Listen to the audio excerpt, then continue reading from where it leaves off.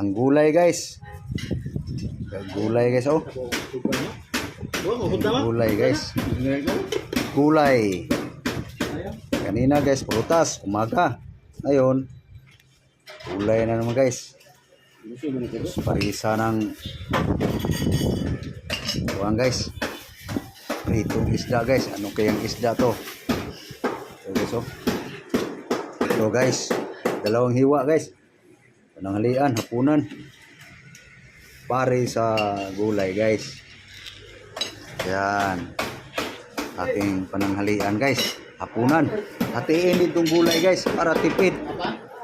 Tirada sa 4 guys. Ito pananghali. Ito hapunan. Or ito ba pananghalian? Okay. Kain tayo guys. Ito yung kanin oh.